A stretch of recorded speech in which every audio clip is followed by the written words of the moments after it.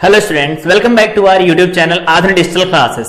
आज की क्लास में हम एक छोटा सा टॉपिक कवर करेंगे कि परावर्ती खगोलीय दूरदर्शी क्या होता है, उसे कैसे बनाया जा सकता है, उसका किरण आरेख क्या है, उसके ऊपर फार्मूले कौन कौन से हम अप्लाई कर सकते हैं। तो सबसे पहले जो पिछली क्लासों में हम लोगों ने सीखा उन सबको एक बार रिकॉल कर लेते हैं फटाफट। सबसे पहले हम लोगों ने पढ़ना शुरू किया था प्रकाशिकी यंत्र में, एक बार यहां से चेक कर लेते हैं। हम लोगों ने सबसे पहले पढ़ा कि दर्शन कोण क्या होता है। तो दर्शन कोण के लिए वस्तु की ऊंचाई भी मायने रखती है, साथ में कितनी दूर है ये भी मायने रखता है। इसके लिए हम लोगों ने अलग अलग यहां पर इसके बारे में मानवनेत्र के बारे में बात किया, यहां पर पढ़ा कि दूरदर्शी से अल्फा कैसे बढ़ाया जाता है, यहां पर बात किया सूक्ष्मदर्शी से अल्फा कैसे बढ़ाया जाता है, आवर्धन क्षमता कैसे परिभाषित की जाती है और बोर्ड का क्वेश्चन भी डिस्कस किया था। देखो एमओ और इंटू एमई लिखा जाता है, एमओ प्लस एमई नहीं लिखा जाएगा, दो अलग अलग आवर्धन दिए गए होते हैं। तो इसको प्रूव भी किया था हम लोगों ने। यहां पर सरल सूक्ष्मदर्शी के बारे में बात की गई, यहां पर सरल सूक्ष्मदर्शी का फार्मूला निकाला गया, ये दूसरा फार्मूला था। यौगिक सूक्ष्मदर्शी के बारे में पढ़ा था, यौगिक सूक्ष्मदर्शी का किरण आरेख खींचा था जब डी पर प्रतिबिंब बने, और ये अनंत का प्रतिबिंब हम लोगों ने खींचा था, और यहां पर जो दूसरा प्रतिबिंब था वो दिया भी गया था। साथ में यहां पर हम लोगों ने देखा था कि जब अंतिम प्रतिबिंब अनंत पर बनता तो फार्मूला क्या होता है। फिर दर्शन कोण दूरदर्शी के लिए पढ़ा, उसका प्रतिबिंब बनाया, डी पर जब बनता है तब के लिए हो गया, अनंत पर जब बनता है तब के लिए फार्मूले देख लिए। तो ये जो फार्मूले निकल के आए, एक बार हम कहते हैं कि ये जो फार्मूला निकल के आया, ये फार्मूला ये याद रखेंगे। और साथ में यहां पर जो दूसरा फार्मूला निकल के आया है ये एफओ अपान एफई माइनस में 1 प्लस एफई बाई डी, ये दोनों फार्मूले याद रखेंगे। लेंथ ऑफ ट्यूब भी याद रखेंगे इस केस में, क्योंकि आज हम पढ़ने जा रहे हैं परावर्ती खगोलीय दूरदर्शी। अब ये बनाया कैसे जाता है, तो इसकी जो क्रिया होती है, इसकी जो क्रिया होती है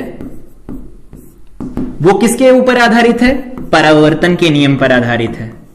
परावर्तन के नियम पर आधारित है, नियम पर आधारित है, आधारित है। ठीक है, अब बात आती है, क्वेश्चन पूछा जा सकता है कि ठीक है अपवर्ती खगोलीय दूरदर्शी था तो परावर्ती क्यों बना लिया। परावर्ती इसलिए बना लिया कि जो लेंस होते हैं, लेंस कैसे, कितने लेंस प्रयोग किया हम लोगों ने, 2 लेंस प्रयोग किया। 2 लेंस से कुछ प्रकाश का अवशोषण हुआ होगा, प्रकाश का अवशोषण हुआ होगा, और प्रकाश का अगर अवशोषण होगा तो जो प्रतिबिंब बन रहा है, प्रतिबिंब, उसकी तीव्रता घट गई होगी, प्रतिबिंब की तीव्रता घट गई होगी, घट गई होगी। ठीक है, प्रतिबिंब की तीव्रता घट गई होगी। और यहां पर हम लोगों ने देखा था कि जब बनाया जाता, जैसे मान लेते हैं आवर्धन क्षमता एम लिखना है हमें, तो हम इसे लिख देते हैं एफओ इंटू ओ, इधर लिखते हैं इसे एमओ इंटू में एमई लगा करके लिख देते हैं। ये क्या होता है, तो ये आवर्धन होता है अभिदृश्यक का आवर्धन, अभिदृश्यक लेंस से बने प्रतिबिंब का आवर्धन, प्रतिबिंब का आवर्धन, आवर्धन। ठीक है, और ये एमई क्या होता है, नेत्रिका द्वारा, नेत्रिका द्वारा बने प्रतिबिंब का, प्रतिबिंब का आवर्धन, आवर्धन लिखा जाता है। ये चीज समझ आई। अब बात आती है कि ये 2 लेंस लगाए, जैसे एक ने 2 गुना किया, दूसरे ने 3 गुना किया, ओवरऑल 6 गुना बड़ा दिखा। अब उससे ज्यादा बड़ा बनाना चाहते कि बड़ा करके बना ले, 3 लेंस लगा ले।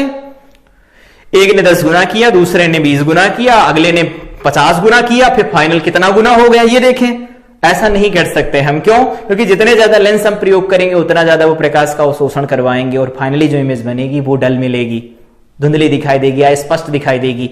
इसलिए स्पष्ट दिखाई दे तो कम से कम लेंस का प्रयोग करेंगे, और अच्छी दिखाई दे उसके लिए परावर्ती खगोलीय दूरदर्शी का प्रयोग किया जाता है। तो ये तो इसके बारे में डिटेल बात हो गई। इसको प्रयोग करने से यहां पर जब हम लेंस प्रयोग करते हैं, बात कर लेते हैं, अब कर ही रहे हैं, तो वैसे हम लोग जब न्यूमेरिकल डिस्कस कर रहे होंगे तब इसके बारे में बात करेंगे, लेकिन यहां पर ध्यान रखेंगे हम लोगों ने बात किया था कि वर्ड विपथन, वर्ड विपथन और गोलीय विपथन, गोलीय विपथन। ठीक है, मतलब जो प्रकाश आता है, समांतर किरणें आती, उनको सभी को इकट्ठा करके एक ही बिंदु पर नहीं गिरा पाता। अगर दर्पण तो उसे हम कहते हैं उसके अंदर स्फेरिकल एब्रेशन है, गोलीय विपथन है। वैसे यहां पर वर्ड के साथ में होता तो वर्ड विपथन हुआ। अब ये वर्ड विपथन और गोलीय विपथन के दोष होते हैं। ये दोष किस में होता है? लेंसों में होता है। और ये दोष किस में होता है? ये तो गोलीय दर्पणों में होता ही है, ये दर्पण में होता है। ठीक है, अगर यहां पर परावर्ती खगोलीय दूरदर्शी का प्रयोग कर रहे हैं तो कोई ना कोई हम दर्पण का प्रयोग करेंगे। तो यहां जो दर्पण प्रयोग किया जाता है वो हम परवलयाकार दर्पण का प्रयोग करते हैं। चलो ठीक है, परवलयाकार दर्पण का प्रयोग किया, ये खत्म हो गया, गोलीय विपथन का दोष खत्म हो गया। तो अगर एक लेंस का प्रयोग करके हम सारी चीजों को देखना चाहते हैं तो वो बहुत कम प्रकाश अवशोषित करेगा, तो प्रकाश अवशोषित कम होने की वजह से जो फाइनल इमेज बनेगी उसकी तीव्रता बढ़ जाएगी। यही फायदा होता है इसका प्रयोग करने का। देखते हैं ये बनाया कैसे जाता है। तो इसका फिगर इधर देखते हैं नए पेज पर, उधर जगह भी कम थी, इधर देखते हैं। तो नए पेज पर समझते हैं तो ये बनाया कैसे जाता है। पहले एक रेफरेंस लाइन बनाई जाती है ऐसी, ये एक रेफरेंस लाइन हो गई ऐसे। ठीक है, यहां पर हमारे पास एक दर्पण लगा होता है, ये ऐसा दर्पण, इसे थोड़ा नीचे कर लेते हैं, इस रेफरेंस लाइन को थोड़ा नीचे कर लेते हैं, इतना सा। ठीक है, ये ऐसा नीचे हो गया। यहां पर हमारे पास एक दर्पण लगा है, ये दर्पण लगा है, दर्पण की दूसरी साइड पेंट कर देते हैं, ये पेंट कर दिया गया। ये है परवलयाकार होगा तो गोलीय विपथन का दोष नहीं होगा, ये बात हम जानते हैं, पढ़ा भी था। तो ये हो गया हमारे पास परवलयाकार दर्पण, ये हो गया इसका अक्ष। यहां से प्रकाश किरणें अनंत से कहीं से आ रही हैं, ऐसे प्रकाश किरणें जाकर के टकरा रही हैं ऐसे। यहां एक गिरी प्रकाश की किरण, दूसरी प्रकाश की किरण इसी के समांतर यहां इसके पोल पर आकर के गिर रही है। आई थिंक ये समांतर दिख रही होंगी, दिख रही है। ठीक है, अब क्या होगा? परावर्तन होगा, हम जानते हैं। परावर्तन के पश्चात ये कहीं पर मिलेंगे, तो यहां पर हम एक दूसरा दर्पण रखते हैं, यहां पर ऐसा कोई दर्पण रखते हैं दूसरा, ये ऐसा दर्पण, और ये दर्पण पेंट इधर से किया जाता है। समतल दर्पण है तो पेंट इधर से कर देंगे, ऐसा हो गया। अब क्या होगा? यहां से प्रकाश किरणें चलेंगी, टकराएंगी यहां पर। दूसरा कलर लेते हैं इसका, यहां से प्रकाश किरण चल करके यहां कहीं पर टकराएगी, और दूसरी प्रकाश किरण जो चलेगी, यहां से चली प्रकाश किरण यहां कहीं पर टकराई। ठीक है, ये प्रकाश किरण मान लेते हैं यहां कहीं पर टकरा रही है, दूसरी प्रकाश से किरण जो है वो इधर कहीं पर टकरा रही है ऐसा।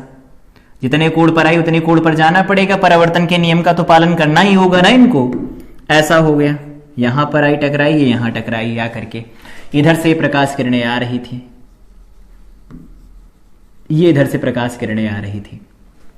तो क्या अभी तक कोई प्रकाश की तीव्रता में कमी आई है? अभी तक तो नहीं आई, क्योंकि 98% तक ये परावर्तित करवाता है।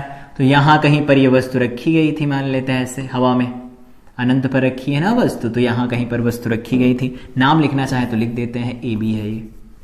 ठीक, अब यहां से प्रकाश किरणें इस परवलयाकार दर्पण पर गिरी, यहां से टकराई, टकराने के बाद ये वापस लौटेंगी। तो टकराने के बाद जब ये वापस आती हैं तो इसको हम ऐसे समझ सकते हैं कि यहां से अभिलंब खींचेंगे, खींचेंगे तो है ही अभिलंब, तो यहां से प्रकाश किरणें अब इधर चलेंगी, ये इधर की तरफ जाएगी प्रकाश किरण।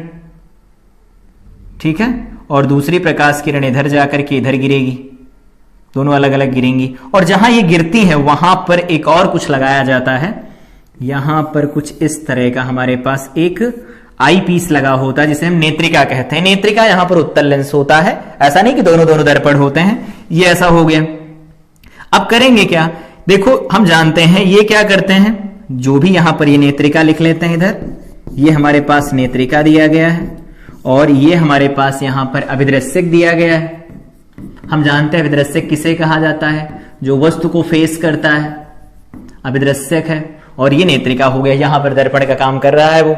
तो किरण इधर आई, किरण इधर आई, टकराने के बाद इधर गिरी, और ये प्रकाश किरण इधर गिरी। अब हम जानते हैं ये क्या करता है, किरणों को थोड़ा इधर मोड़ देता है। थोड़ा मोड़ेगा तो इसके साथ देखो ऐसा होगा, ये इधर की तरफ थोड़ा मोड़ देगा, ये थोड़ा इधर मोड़ देगा, और दूसरा ये थोड़ा इधर मोड़ देगा। ठीक है, थोड़ा इधर मोड़ दिया। अब अगर हम डॉटेड करके इनको बढ़ाएं तो इधर कहीं पर ऐसा बढ़ेगा ये।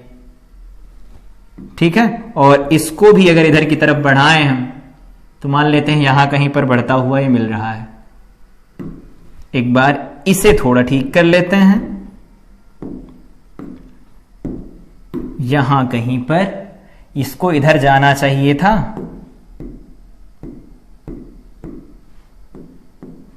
ये वाली जो लाइन है इसको थोड़ा इधर जाना चाहिए था,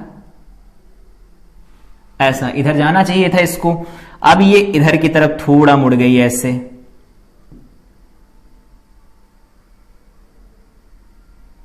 ये ऐसा थोड़ा इधर मुड़ गई, और अगर थोड़ा इधर मुड़ेगी तो इधर चली गई, ये इधर चली गई।